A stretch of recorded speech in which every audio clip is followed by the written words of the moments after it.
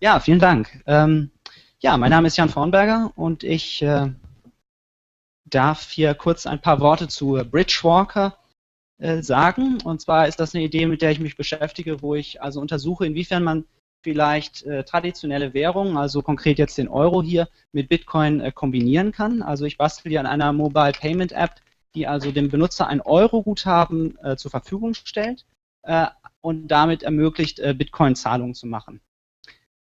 Kurz als Motivation, warum beschäftige ich mich damit? Ich finde den Bereich Mobile Payment ganz spannend. Halt grundsätzlich Handy-Bezahlsysteme. Laut Gartner hier eine Studie, großer Wachstumsmarkt, 42%ige Zuwachsraten pro Jahr. Allerdings in Deutschland noch bisher so ein bisschen Anlaufschwierigkeiten. Vielleicht sind wir Deutschen da auch besonders skeptisch so ein bisschen. Wir mögen irgendwie unsere EC-Karte. Kreditkarten sind ja auch nicht so weit verbreitet in Deutschland. Trotzdem gibt es ganz viele, also unzählige Kandidaten, die versuchen, in dem Bereich was zu machen. Habe ich hier mal ein paar aufgelistet. M-Pass zum Beispiel von O2, Vodafone und T-Mobile möchten irgendwie die Leute dazu bringen, mit dem Handy dann kontaktlos zu zahlen. Edeka Netto haben irgendwie Apps, Girogo, PayPal hat verschiedene Projekte. Visa hat auch verschiedene NFC-Projekte, wo sie versuchen, kontaktlos zu zahlen, und diverse lokale Startups, die auch alle etwas in dem Bereich machen. Was es alles gemeinsam hat, das sind alles natürlich viele Silos, geschlossene Systeme, wo also die nur funktionieren können, wenn alles aus einer Hand kommt, wenn also M-Pass quasi die App und die Annahmestellen und so weiter alles aus einer Hand eben anbietet, damit das dann zusammengreift. Und es ist natürlich schwierig, so ein geschlossenes System dann die nötige Verbreitung zu finden. Deswegen ist meine Ansicht, dass Bitcoin in diesem Bereich, unabhängig von anderen möglichen Anwendungsbereichen, dass Bitcoin in diesem Bereich mobile Zahlungen eventuell ein interessanter Kandidat sein kann. Und zwar sehe ich Bitcoins Rolle eventuell als so eine Art gemeinsames, neutrales Protokoll, so eine kleinste gemeinsame Schnittstelle, auf die sich verschiedene Teilnehmer einigen können. So das Stichwort Money over IP, was auch öfter mal erwähnt wird, wo man also sich quasi auf Bitcoin einigt, um darüber zu kommunizieren. Und warum ist Bitcoin dafür ein guter Kandidat? Ich meine, viele Sachen wurden schon gesagt, muss ich jetzt nicht groß wiederholen, aber natürlich die Tatsache, dass es eben ein offenes und neutrales Protokoll ist, dass es keine zentrale Stelle gibt, das hat sozusagen in dem Sinne keinen Heimvorteil. Also wenn sich zwei Leute sagen, okay, wir machen unsere irgendwie Finanz-IT über Bitcoin, da hat keiner einen Heimvorteil, sondern es ist sozusagen ein neutraler Mittelpunkt, auf den sie sich irgendwie treffen. Und natürlich der Vorteil kann Kontrahentenrisiko. Natürlich sehr gut, dass man hier sozusagen Bitcoin mit Leuten sprechen kann, die man nicht zwangsläufig vertrauen muss, denn es ist ja agiert so ein bisschen wie digitales Gold eben. Es ist tatsächlich der Vermögenswert, während wenn ich jetzt, keine Ahnung, irgendwelche Eurosysteme miteinander verbinde, dann sind das ja nur digitale IOUs, die ich dann, wo ich dann eben zwangsläufig meinen Teilnehmer irgendwie vertrauen muss. Das heißt, da hat Bitcoin natürlich eine sehr interessante Eigenschaft hier, dass es viel leichter für mich macht, mit Leuten zu kommunizieren, die auch Bitcoin sprechen, weil ich denen nicht zwangsläufig vertrauen muss. Ich kann einfach auf den tatsächlichen Bitcoin gucken, ob der echt ist oder nicht. So, ein Aber ist da auch bei, zumindest aus meiner Sicht, sehe ich die größte Schwierigkeit dabei. Kurz nochmal hier die Grafik sozusagen, wenn man sich jetzt vorstellen würde, dass man sagt, okay, man hat das Geld irgendwo auf einem Konto oder in Bar und so weiter, möchte das jetzt irgendwie auf dem Handy haben, damit ich dann später in den Shop gehen kann und dort meinen Kaffee irgendwie mit dem Handy bezahlen kann. Dann packt man jetzt hier überall Bitcoin dazwischen.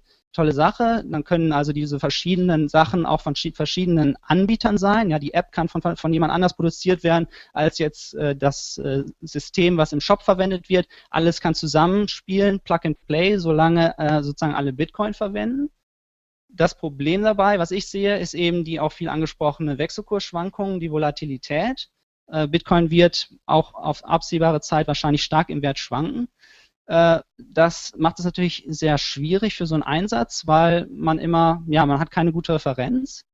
Und ein viel größeres Problem aus meiner Ansicht ist, dass für den Anwender Bitcoin eine Fremdwährung ist, mit der er nicht vertraut ist. Das heißt, er ist jetzt eher mit seiner lokalen Währung vertraut, zum Beispiel dem Euro. Hier hat er so ein Preisgefühl dafür, was kosten Sachen im Vergleich zu anderen Sachen.